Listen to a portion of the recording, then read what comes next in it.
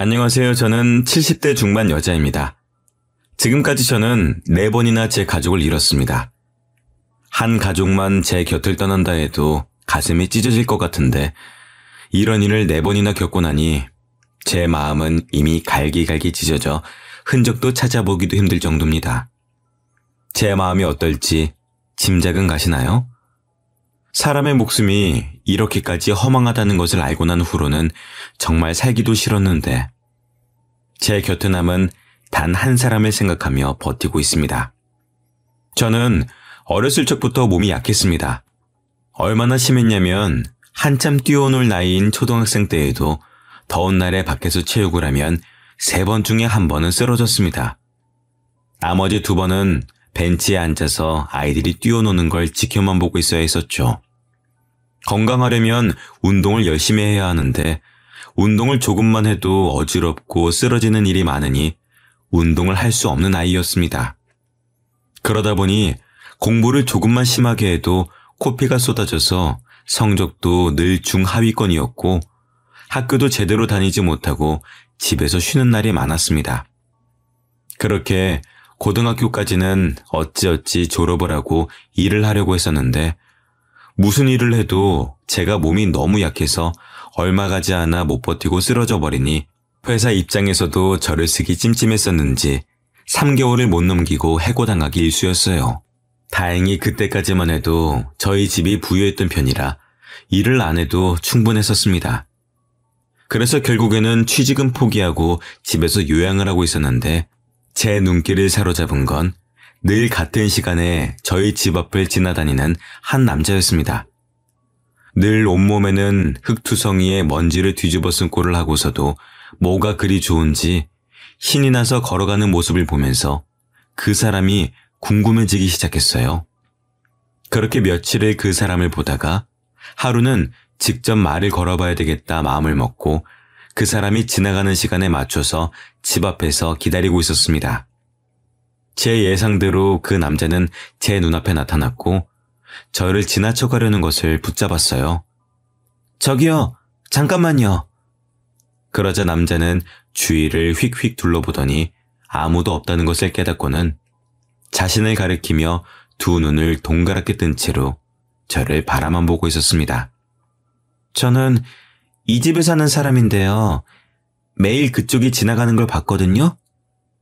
친해지고 싶어서 그런데 이름이 뭐예요? 남자는 처음에는 저를 이상한 사람 보듯 쳐다봤었지만 긴장해서 2 손을 한껏 모으고 어쩔 줄 모르는 제 모습을 보고서는 의심을 풀고 대답해 주었습니다. 그 남자는 저희 집 근처에서 일하는 건축업자였더라고요. 흙먼지들을 뒤집어 쓰고 있었던 이유를 바로 알 수 있었죠. 그날 이후 저는 종종 집 앞에서 그 사람을 기다렸고 남자는 제가 나와 있으면 잠시 대화를 했고 제가 나와 있지 않으면 제 방을 올려다보고 가곤 했습니다. 그렇게 저희는 만남을 이어오다 정식 연인으로 발전하게 되었습니다. 그런데 제가 남자를 만나는 것을 알게 된 집안은 그야말로 난리가 났어요. 너 만나는 사람이 건축 일을 한다고? 그럼 무식한 일을 하는 사람이랑 말은 통하니? 그래, 너 정신 차려. 네가 아직 사회생활도 제대로 안 해보고 많은 사람을 못 만나봐서 그런 사람이 눈에 들어오는 거지. 조금만 지나봐. 달라질걸? 그래, 얼른 정신 차려. 그런 남자를 못하러 만나? 언니와 어머니는 현장에서 일을 하는 사람을 대놓고 무시하시면서 헤어지라고까지 하시더라고요. 저는 절대 안 된다며 오히려 남자친구를 만나러 보란듯이 밖으로 데이트도 나갔었습니다. 하지만 어머니의 마음은 달라지지 않았어요. 오히려 아버지까지 합세했었죠. 너 요즘 만나는 사람 있다고 들었다. 별 볼 일 없는 사람 같던데. 그런 사람 만나면서 시간 낭비하지 말고 내가 봐놓은 선짜리나 나가봐라. 아버지는 아버지의 사업에 도움이 될 만한 사윗감들로 선짜리를 주선하기 시작하셨어요. 저는 절대로 안 나가겠다면서 버텼었지만 결국엔 어머니의 손에 붙잡혀 나갔었습니다. 제 말은 들은 채도 않고 상대 남자가 결혼하고 싶다는 의사를 밝혀오면 집에서는 그 남자와 결혼하는 게 어떻겠냐며 성화하고 난리였어요. 어차피 몸도 약해서 일도 제대로 못하고 그렇다고 머리가 뛰어난 것도 아니니 그냥 내가 봐놓은 괜찮은 남자랑 결혼해. 에? 그거 너도 좋고 우리 집안에도 좋은 거야. 그게 어떻게 저한테 좋은 거예요? 저는 싫어요. 결혼은 제가 좋아하는 사람이랑 할 거예요. 제가 알아서 하게 내버려 두세요. 어쩜 너는 그렇게 제가 하고 싶은 것만 하려고 할 수가 있니? 자꾸만 그렇게 네 마음대로 할 거면 집 나가서 그 남자랑 살아. 아버지도 화가 날 대로 나셔서 저에게 소리를 쳤고 저는 그 말에 고지곳대로 알겠다고 하고 짐을 싸들고 나와 남자친구의 집으로 향했습니다. 남자친구에게 결국 그동안 강제로 선을 보고 있었던 것도 모두 털어놓았고 그 이야기를 모두 듣고서는 화도 안 내더라고요. 오히려 그럼 선을 못 보게 얼른 결혼해버리자며 먼저 말을 꺼냈습니다. 저도 그 생각에 동의했기 때문에 일주일 후 아버지의 화가 조금이나마 풀리셨을 거라고 생각하고 집으로 남자친구와 인사를 드리러 갔어요. 남자친구는 부모님이 안 계셔서 지금까지 쭉 혼자 지내왔다고 하더라고요. 그래서 저희 집에서 허락만 받으면 됐었죠. 초반까지는 그래도 싫어하지도 좋아하지도 않는 분위기였습니다. 꽤 탐탁치 않아 하시는 눈치긴 했지만 남자친구의 싹싹한 성격 덕분에 아버지도 마음을 돌리시나 생각했었죠. 하지만 남자친구가 부모님이 안 계시다는 이야기를 기점으로 분위기는 완전히 뒤바뀌고 순식간에 살얼음판이 되어버렸어요. 그 이후로 부모님은 절대 결혼은 안 된다고 하셨었지만 저는 그 남자를 너무 사랑했습니다. 결국에는 그날 밤 저를 방에서 나오지 못하게 어머니가 제 방문 앞을 지키고 계셨고 저는 창밖으로 몰래 탈출해 남자친구와 도망쳐 혼인신고를 해버렸어요. 결국에는 부모님과 저는 연이 완전히 끊겨버렸죠. 그 이후로 남편과는 작은 다툼 하나 없이 3년을 넘게 살았습니다. 아이를 가지고 싶었고 제가 몸이 좋지 않아 임신이 힘들었지만 남편은 그럼에도 아무런 재촉도 하지 않고 둘이더라도 충분히 행복하다면서 오히려 긍정적으로 생각했습니다. 그런데 남편과 결혼한 지 4년째 되던 날 저희에게 아이가 찾아왔습니다. 생각지도 못하고 있다가 속이 며칠째 더부룩해서 체한 줄로만 알고 병원에 찾아갔다가 저희에게 아이가 생겼다는 기쁜 소식을 들을 수 있었어요. 남편도 내심 아이가 있었으면 바라고 있었던 건지 정말 기뻐하더라고요. 그 이후로 저와 남편은 아이가 세상에서 나올 날만 손꼽아 기다렸습니다. 그런데 아이는 뭐가 그리 급했는지 한 달이나 일찍 세상에 나왔어요. 그러다 보니 몸도 다른 아이들보다 훨씬 약했었고요. 아이는 제 품에 한 번 안기고서는 바로 신생아 치료실로 들어갔습니다. 그래도 제가 퇴원할 때쯤에는 몸이 많이 튼튼해져서 함께 집으로 돌아올 수가 있었어요. 그 이후로 남편과 저는 아이를 키우는 맛으로 살았습니다. 딸이 아주 작은 소리라도 내면 남편과 저는 순식간에 딸에게 집중을 했었죠. 퇴원은 했었지만 저도 아이도 몸이 너무 약해서 남편도 여러모로 신경을 많이 썼어요. 아이가 열이 자주 나서 그 이후로도 병원에 자주 들락거려야만 했었거든요. 그런데 하루는 아이가 열이 올라서 한참이 지나도록 열이 안 떨어지는 거예요. 갈수록 심해지는 열에 저는 아이를 안고 병원으로 달려갔습니다. 그런데 병원에 가서도 상황이 나아지지 않았어요. 아이는 이틀이 넘도록 열이 펄펄 끓었고 겨우 열이 내렸을 때에는 이미 뇌에 손상이 가서 목숨이 위태로웠습니다. 제발 살려만 달라고 빌었지만 결국 태어난 지 1년도 채우지 못하고 저희는 그렇게 아이를 떠나보내야만 했습니다. 집에서 떠나질 않던 웃음소리가 아이가 떠난 후로는 뚝 끊겨버리고 슬픔에 빠진 저는 한동안 잠도 제대로 못 자고 눈물만 흘려댔습니다. 먼저 정신을 차린 건 남편이었습니다. 남편은 울기만 하고 밥도 제대로 먹지 않는 저를 달래가며 밥을 먹이고 저를 데리고 밖으로 나가면서 기운을 차릴 수 있게 해줬습니다. 남편 덕분에 저도 1년이 지나고 나서야 조금씩 기운을 차릴 수가 있었죠. 그런데 다시 임신을 하기는 정말 힘들 거라고 했었던 의사의 말과는 달리 저희에게 둘째가 기적처럼 찾아왔습니다. 하지만 이미 몸이 많이 약해진 탓인지 의사는 아이를 낳는 걸 말렸습니다. 아이도 중요하지만 이번에는 정말 아이를 낳다가 죽을 수도 있다면서요. 하지만 저는 이번이 아니면 다시는 아이를 낳을 수 없을 거라는 생각이 들어서 모두의 만류를 무릅쓰고 저는 아이를 지키기로 결심했습니다. 그 이후로는 병원을 제 집 드나들듯이 드나들었습니다. 배가 자주 아파져서 병원을 갈 때면 어찌나 겁이 나던지 그렇게 자주 가던 병원이었지만 갈 때마다 눈물을 한 바가지씩 쏟아낸 덕에 담당 의사 선생님이 기겁을 하셨었죠. 다행히 아이는 뱃속에서 꼬박 10달을 잘 채우고 태어났지만 저는 정말 생사를 왔다 갔다 했었습니다. 결국에는 제왕절개를 통해 아이를 낳았죠. 다행히 처음 태어났을 때만 해도 몸이 약하다며 병원 식구들의 걱정을 한 몸에 받던 제 아들은 고등학생이 될 때까지 흔한 감기 한 번 안 걸릴 정도로 건강하게 자랐습니다. 남편과 저는 다른 건 바라지도 않았고 그저 아들이 건강한 것만으로도 충분했습니다. 아들은 거기에다 공부도 꽤나 잘하는 편이었고 반에서 친구들과 사이도 좋았어요. 남편과 저는 이제 더는 바랄 것이 없겠다는 생각을 하고 있었던 찰나였습니다. 이제 곧 대학교를 들어가야 할 아들을 위해서 남편은 승진을 하려고 조금 과할 정도로 열심히 일을 하기 시작했었는데요.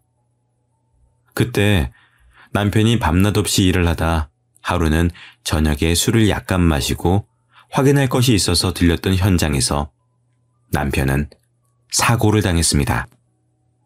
술이 들어간 탓에 주변을 신경 쓰지 못했던 그때 남편의 위로 철근이 떨어졌고 뒤늦게 피하려다 결국 한쪽 다리가 완전히 깔려 그 다리는 붕괴져 버렸습니다. 결국에 남편은 왼쪽 다리를 절단하고 일을 그만두게 되었습니다. 심지어 회사에서는 술을 먹고 현장에 들어간 남편의 잘못이라며 보상도 해주지 않아서 남편의 병원비를 고스란히 저희가 떠안아야만 했죠. 그런데 문제는 남편의 병원비를 해결하고 나니 이제 당장 먹고 살 돈이 없었어요. 모아놓은 돈이라곤 남편의 병원비로 모두 나가버리고 이제 남편도 더 이상 돈을 벌어오지 못하는 상황이니 저라도 나가서 돈을 벌어야만 했습니다. 경력이라곤 20년 전 몇 개월 정도 회사에서 사무 보조를 하다 말았던 것이 끝이니 제대로 된 회사에서 저를 써줄 리는 만무했죠. 결국엔 집 근처 식당에서 주방 보조로 일을 하기 시작했습니다. 둘째를 낳은 후로는 몸이 더 약해져서 일을 하다 가끔씩 어지러움을 느끼기도 했지만 제가 아니면 돈을 벌어올 사람이 없으니 버텨야만 했어요. 미안해 여보. 내가 돈을 벌어와야 되는데. 몸은 괜찮아? 뭐가 미안해. 지금까지 우리 식구 당신이 먹여 살렸잖아. 이제는 내가 벌어올 수 있으니까 당신은 집에서 쉬고 있어. 남편은 제가 일을 시작한 이후로 제가 쓰러질까봐 전전긍긍했습니다. 아들도 피곤해하는 제 모습을 보면서 학교를 다니고 친구들이랑 노는 것만으로도 바쁠 텐데 제가 퇴근하고 집에 오면 집안일을 싹 해놓고 저녁까지 해놓고 공부하러 갔었죠. 덕분에 집에 오면 편하게 쉴 수 있었어요. 그런데 하루는 아침부터 몸에 기운도 없고 어지러운 느낌이 들었습니다. 하지만 돈을 벌어야 하니 억지로 참고 일을 하고 있었는데 갑자기 눈앞이 핑 하고 돌더니 그대로 저는 쓰러져 버렸습니다. 그리고 눈을 뜨니 제 눈앞에는 남편과 아들이 울었는지 두 눈이 빨갛게 되어서는 저를 내려다보고 있었어요. 눈을 뜬 저를 발견하고 두 사람은 호들갑을 떨었죠. 여보, 괜찮아? 내가 미안해. 이제 내가 돈 벌 테니까 당신은 집에서 쉬어. 엄마, 아니야. 내가 돈 벌어올게. 나도 돈 벌어올 수 있어. 내가 미안해. 다들 뭐가 그렇게 나한테 미안해. 안 그래도 돼. 돈은 내가 벌 수 있어. 다들 쓸데없는 소리 하지 말고 나한테 맡겨. 지금 당신한테 맡기다가 당신이 쓰러졌는데 어떻게 당신한테 맡길 수가 있어. 당신은 이제부터 집에서 쉬어. 몸도 약한 사람이 그렇게 힘든 일을 하니까 이렇게 쓰러지지. 아들도 남편의 말에 동감한다는 듯 고개를 몇 번 끄덕이더니 두 사람은 합심해서 저에게 일을 그만두라며 성화였습니다. 식당 사장님도 몸이 허약해서 맘 놓고 쓰기 어려울 것 같다며 먼저 저에게 그만 나왔으면 좋겠다라고 말씀하시더라고요. 결국에는 저는 일을 그만두고 집에서 일을 쉬게 되었습니다. 그래도 몇 개월을 일했으니 조금 모아둔 돈으로 쉬다가 다시 나가서 일할 생각이었어요. 그런데 이번에는 아들이 더 빨랐습니다. 아들은 제가 쓰러진 이후로는 새벽같이 일어나서 학교를 간다며 집을 나섰는데 알고 보니 신문 배달에다 우유 배달까지 하고서 일찍 학교를 가서 잤다 그러더라고요. 그 후로 피곤하다 보니 성적도 조금씩 떨어지고 처음 고등학교를 들어갈 때만 해도 중상위권이었던 성적은 날이 갈수록 중하위권으로 떨어졌습니다. 결국 아들은 대학도 가지 않고 졸업하자마자 작은 회사에 취업을 해서 돈을 벌면서 저희 집안에 가장 노릇을 하기 시작했어요. 그런 아들이 기특하기도 했지만 제 짐을 떠넘긴 것 같아서 늘 미안한 마음이 있었습니다. 아들은 그런 상황에서도 불만 한번 털어놓는 법 없이 조용히 돈을 모아서 남편의 의족을 맞춰주었어요. 생각지도 못한 선물에 남편은 눈이 휘둥그레졌죠. 그런 아들의 서프라이즈는 그뿐만이 아니었습니다. 아들은 그 후로 얼마 지나지 않아서 자신의 여자친구와 결혼하고 싶다며 여자친구를 데려왔죠. 그 여자친구는 처음부터 엄청 애교도 많고 싹싹하게 굴더라고요. 어머님, 어쩜 너무 고우세요. 피부도 좋으시고. 어머님 닮아서 오빠가 이렇게 인물이 좋은 건가 봐요. 뭐라고 하는 거야. 부끄럽게 그런 말 하지 마. 아버님, 이것 좀 드셔보세요. 사과가 달아요. 아들이 데리고 온 여자친구는 어찌나 싹싹하던지 평소에 낯을 많이 가리는 저도 순식간에 무장해제를 만들고 어느 틈엔가 왁자지껄하게 떠들게 만들게 하더라고요. 저희는 당연히 두 사람의 결혼을 허락해 주었습니다. 며느리가 저희 식구가 된 이후로는 저희는 모두 며느리의 팬이 됐어요. 뭐든 며느리가 하자고 하면 다들 좋은 생각이라면서 함께 했었죠. 그리고 아들이 결혼한 지 1년쯤 지나자 며느리가 임신을 했습니다. 저희 가족은 모두 기뻐하면서 안 그래도 예뻐하던 며느리를 어디 스치면 상처날까, 부딪히면 깨질까 조심스럽게 도자기처럼 다뤘습니다. 아버님, 이 정도는 제가 할 수 있어요. 저 주세요.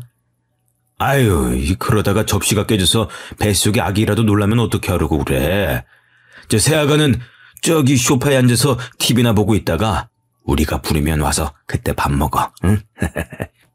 다 해놓은 반찬들을 덜어놓을 접시를 옮기는 것마저도 며느리를 시키지 않을 정도였죠. 별것도 아닌 것들로 진지해져서는 옥신각신하는 남편과 며느리를 보고 있을 때면 웃긴 코미디 프로그램을 보고 있는 것처럼 아들과 저는 웃음을 터뜨렸습니다. 에이, 왜 그렇게 웃는 거야? 응? 뭐가 웃겨? 아버지, 이게 어떻게 안 웃겨요. 제 와이프도 접시 정도는 나를 줄 알아요. 그렇게 신주단지 모시듯이 안 해주셔도 돼요. 임신한 몸인데 신주단지보다도 더 귀하지. 네 엄마가 너 임신했었을 때는 이것보다도 훨씬 더 심했었어. 며느리라서 부담스러워할까봐 내가 참고 있는 거지. 아버님, 저 부담스러우세요? 저는 하나도 안 부담스러운데. 남편의 말에 며느리는 장난기가 도진 듯 남편을 놀리듯 이야기했습니다. 그러자 남편은 절대로 그런 것이 아니라며 펄쩍 뛰며 손사래를 치는 모습에 저희 세 사람은 한마음으로 남편을 놀려먹을 때도 있었죠. 그렇게 시끄럽지만 행복한 일상 속에서 아이도 무사히 잘 태어났습니다. 태어난 아이는 정말 며느리를 쏙 빼닮았더라고요. 잘 울지도 않고 생글생글 웃기만 하는 모습에 손주를 보고 있다 보면 하루가 어떻게 지나가는지 모를 정도로 시간이 뚝딱 흘러갔습니다. 남편과 저는 맞벌이를 하는 아들네 부부를 대신해서 자주 아이를 봐주고 있었는데요. 며느리가 다시 복직을 하면서부터 조금씩 바뀌기 시작했습니다. 처음에는 일찍 퇴근을 해서 아이를 데리러 꼬박꼬박 자러던 며느리가 갈수록 야근이니 회식이니 하면서 데리러 오지도 않고 일주일에 한 번 올까 말까 하더라고요. 아들이 손주를 데리러 오긴 했었지만 아들도 바쁘면 손주를 데리러 오지 못해 며칠을 내리 저희 집에서 보낸 적도 있었습니다. 그러다 보니 웃기만 하던 손주가 부모님이 보고 싶은지 울며 보채는 날도 많아졌었죠. 처음에는 저희에게 오면 부모와도 잘만 떨어지던 아이가 저희 집에 오면 제 부모랑 한참을 떨어져야 한다는 걸 알아차렸는지 떨어지지 않으려고 하더라고요. 그 모습에 저희도 마음이 안 좋아져서 아들이든 며느리든 둘 중 하나는 일을 잠시 쉬면서 아이랑 함께 시간을 보내주라고 말했었지만 두 사람은 한치의 양보도 없었습니다. 이번에는 당신이 양보해줘. 나 이번 일만 잘 풀리면 승진이야. 그럼 돈도 훨씬 더 벌 수 있는데 내가 그걸 포기할 수가 없잖아. 당신만 그래? 나도 그래. 나도 아이 낳고 이제 겨우 복직해서 제대로 일하기 시작했는데 어떻게 그만둬? 지금 쉬면 나중에 복직 못해. 아들과 며느리는 그때를 기점으로 자주 다투기 시작한 것 같았습니다. 괜히 저희가 말을 해서 사이좋던 두 사람 사이가 나빠진 건 아닌지 마음이 불편했었죠. 그럴수록 눈치도 없이 손주는 부모님과 떨어지지 않으려 안달이었습니다. 아들이나 며느리가 눈에 보이지 않을 때면 어찌나 울어대는지 마음이 참 아팠어요. 막상 또 아들과 며느리가 아이랑 함께 있으면 잘 놀아주는 편이라 무작정 두 사람이 잘못했다고만은 할 수가 없어서 답답한 노릇이었죠. 결국에는 돈을 더 많이 벌어오는 게 아들이니 아들이 계속 직장을 다니고 며느리는 잠시 동안 일을 쉬면서 아이를 돌보게 되었습니다. 아들은 아이를 키워야 하니 돈을 더 많이 벌어오겠다면서 지방을 전전하는 현장직으로 근무를 바꿨어요. 그렇게 하면 확실히 돈은 더 벌 수 있다고 하더라고요. 하지만 며느리는 처음에는 손주를 잘 돌보는 것 같다가 또다시 밖으로 나돌기 시작했습니다. 아가야, 어딜 그렇게 나가는 거야? 기현이는 우리한테 내팽개치고. 어머님, 죄송해요. 제가 일이 있어서요.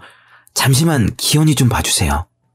며느리는 일주일에 두세 번은 저희 집에 아이를 맡겨두고 나가는 일이 생겼습니다. 갈수록 아이에게 관심이 없어진 것 같아 남편과 저도 걱정이 많았어요. 설마 새아가 밖에서 다른 짓 하고 다니는 건 아니겠죠? 무슨 그런 소리를 해. 새아가가 어디 그럴 애야? 우리가 모르는 무슨 일이 있는 거겠지. 조금만 기다려봅시다. 하지만 더 이상은 며느리를 기다리고만 있을 수는 없는 상황이 벌어졌습니다. 오랜만에 김치를 담가서 김장김치를 나눠주려고 아들네 집에 들렸었는데 초인종을 누르니 며느리가 나오긴커녕 집안에서 아이의 울음소리만 들렸어요. 저는 며느리가 집안에서 큰일이라도 당했나 싶어서 다급하게 경비를 불러서 문을 열어 집 안으로 들어갔습니다. 그런데 집에는 며느리는 없이 손주만 덜렁 있었어요. 심지어 책장에 깔린 채로요.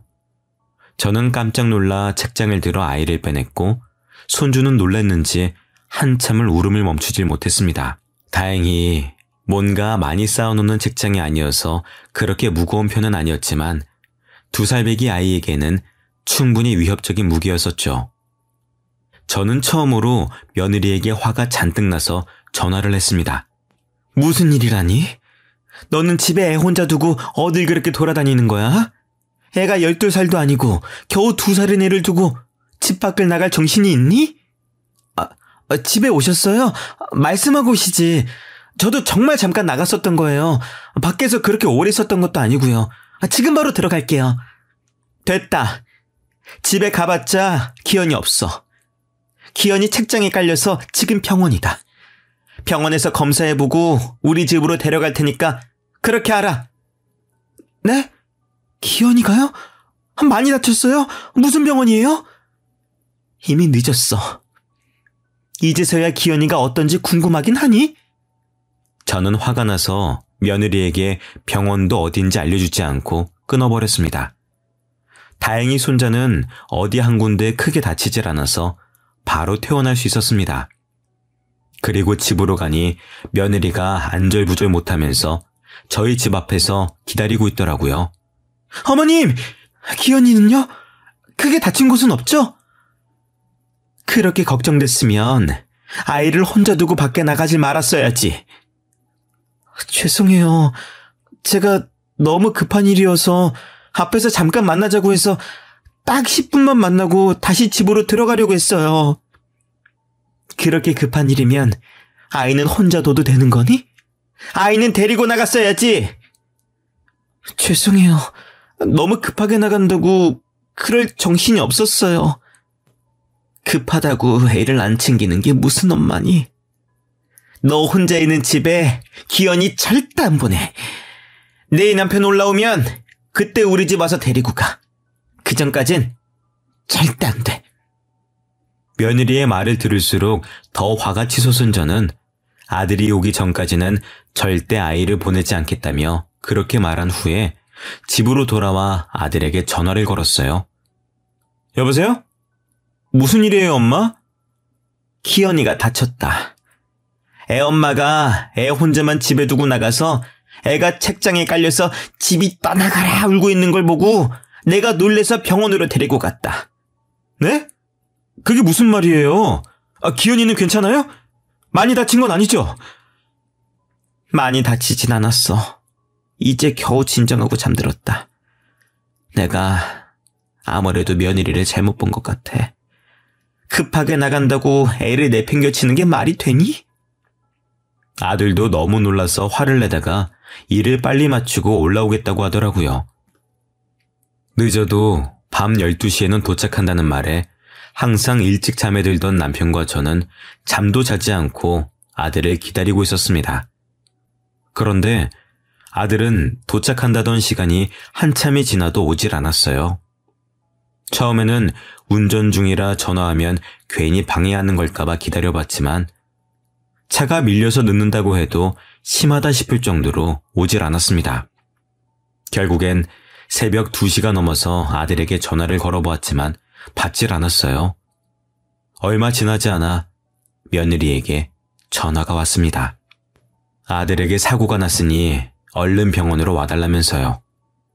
그렇게 저는 병원에서 나온 지 24시간도 채 지나지 않아 다시 병원으로 향했습니다. 아들은 급하게 운전을 해서 올라오다가 졸음운전 차량과 사고가 나면서 차가 심하게 훼손됐다고 하더라고요. 겨우 아들만 차 안에서 빼내고 휴대폰은 사고 난 차 안에 있어서 전화를 해도 받지 않았었던 겁니다. 경찰에서 신원 조회를 해서 며느리에게 연락이 갔던 거죠. 아들의 상태를 보러 갔지만 근처에도 갈 수도 없을 만큼 심각한 상황이었습니다. 병상을 둘러싼 많은 사람들이 아들을 살리기 위해서 온갖 가진 노력을 다했었지만 아들은 결국 그 자리에서 일어나지 못하고 숨을 거두고 말았어요. 남편과 저는 다리에 힘이 풀려 그 자리에 주저앉았습니다. 너무 현실성이 없어서 정말 꿈인 것 같았습니다. 모든 게 다 거짓말 같았어요. 겨우 키워놓은 아들마저 세상을 떠나니 모든 게 허망하더라고요. 처음에는 눈물도 안 날 지경이었습니다. 그 상황 자체를 받아들이지 못해서 아들은 아직 지방에서 올라오지 않은 거라고 생각하고 아들에게 계속 전화만 걸어댔었지만 결국에는 현실을 받아들여야만 했습니다. 아들에게 아무리 전화를 걸어도 전화는 연결되지 않았고 저는 그제야 아들이 정말 세상을 떠났다는 걸 실감하고서 그대로 무너져 내렸어요. 늘 제 옆에서 든든하게 받쳐주던 남편도 이번만큼은 도저히 감당할 수가 없었는지 함께 무너져 내려서 저희는 부둥켜 안고 울다가 그대로 저희 둘 다 실신까지 했습니다. 우리 아들, 내가 전화만 안 했어도 내가 괜히 전화해서 급하게 오느라 그런 일을 당한 거야. 다 내 잘못이야. 왜 하필 그때 전화를 했을까?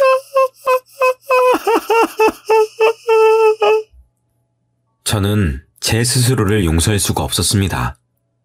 제가 아들에게 전화만 하지 않았더라면 이런 일이 일어나지 않았을 거라는 생각에 제 자신이 너무 미웠습니다. 심지어 제가 정신을 차렸을 때는 이미 아들의 장례식조차 끝이 나 있었습니다. 정말 낳기만 하고 해준 것도 없는 엄마가 된 것 같아 아들에게 너무 미안했어요. 아이 좀 더 돌봐주는 게 뭐가 그렇게 어려운 일이라고 두 사람 사이에 분란을 만들었는지 과거로 돌아갈 수만 있다면 제 입을 막아버리고 싶었습니다. 뒤늦게 아들의 묘를 찾아가 처음으로 그날 아들과 술 한잔을 했습니다. 아들에게 미안하다는 사과를 수백 번을 했지만 달라지는 건 없었어요. 제 마음이 여전히 죄책감으로 가득한 것조차 똑같았습니다. 그런 와중에 저희는 손자를 누가 키울지 결정해야 했습니다.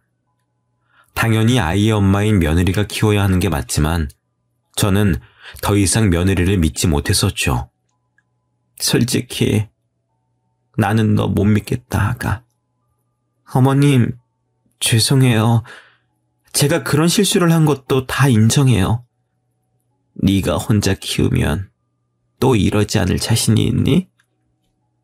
더는 이런 일이 생기지 않을 거라고 각서라도 쓰면 아이를 데려갈 수 있게 해줄게. 하지만 며느리는 한참을 생각하더니 고개를 좌우로 저었습니다. 어차피 각서라고 해봤자 법적 효력도 없는 것이니 그냥 쓰고 데려갈 수도 있었던 건데 며느리는 오히려 그럴 수 없을 것 같다면서 아이를 포기하고 떠나가더라고요. 그 이후로 저와 남편 둘이서 손자를 키우며 살아왔었는데요. 할머니 할아버지 밑에서 자라서 주위 친구들이 놀려서 기가 죽으면 어쩌나 걱정도 많았지만 손자는 그런 기색 하나 없이 저희를 부모처럼 생각하며 자라왔습니다. 중간에 사춘기가 와서 반항을 조금 하긴 했지만 요즘 아이들의 사춘기에 비해서는 귀여운 수준이었었죠. 손자가 고등학교에 입학하고 얼마 지나지 않아 저에게는 또 불행한 일이 닥쳤습니다. 바로 남편이 간암에 걸렸다는 거였어요. 왜 아이들을 다 키워놓기만 하면 주위에서 이렇게 안 좋은 일들이 생기는 건지 정말 하늘이 원망스러웠었죠. 심지어 남편은 몸이 안 좋다는 걸 느끼고 있으면서도 손자 대학 등록금이 모자랄까 자기 병원비를 아끼려고 병원조차 가지 않고 버티고 있더라고요. 갈수록 남편의 얼굴이 거무칙칙해지는 게 이상해서 피부 문제인가 생각했었는데 이미 간암이 다른 곳까지 전이가 돼서 치료가 힘들겠다고 하더라고요. 남편은 다리를 잃은 이후로 술을 마시기 시작했었는데 아들이 사고로 죽고 난 다음부터는 틈만 나면 아들에게 가서 이야기하다 술도 한잔하고 오는 게 일상이 되어버렸거든요. 아무래도 그것들이 쌓이고 쌓이다 보니 결국 병이 되어버린 것 같았습니다. 아무래도 우리 아들은 당신보다 날 더 좋아했던 것 같아. 그러니까 아빠가 보고 싶어서 이렇게 먼저 데려가지. 당신, 그런 말 말아요.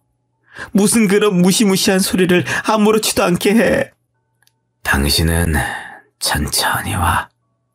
내가 먼저 가서 우리 딸하고 둘째 아들하고 놀고 있을게.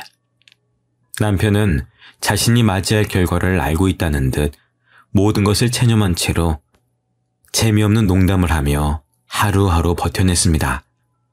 늦었지만 그래도 치료를 해보기 위해서 남편은 병원에서 항암 치료를 시작했었지만 이미 나이가 있어서 그런지 치료를 버텨낼 체력이 부족했었는지 결국 수술조차 제대로 받아보지 못하고 병원에서 숨을 거두었습니다.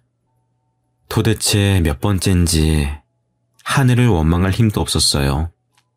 제게 온 두 아이부터 남편까지 제 가족은 모조리 제 곁을 떠났습니다. 혹시나 손자에게도 그런 불행한 일이 닥치진 않을까 걱정되기 시작했죠. 그래서 손자만큼은 힘든 일도 하지 않고 편하게 자랐으면 했습니다. 하지만 그것조차 제 마음대로 되질 않았어요. 남편이 죽고 나온 보험금도 남편의 병원비를 해결하고 그렇게 많이 남지도 않더라고요. 그래서 저는 다시 일을 시작할 수밖에 없었습니다. 나이는 꽤 있었지만 그래도 저를 받아주는 곳이 있긴 있더라고요. 그래도 요리는 꽤 잘하는 편이라 주방에서 일을 할 수가 있었습니다. 하지만 그렇게 일을 한 지 2달도 채 지나지 않아 그만 불에 심하게 손을 대어서 한동안은 붕대를 칭칭 감은 채로 살아야 했습니다. 당연히 일도 그만둬야 했었죠.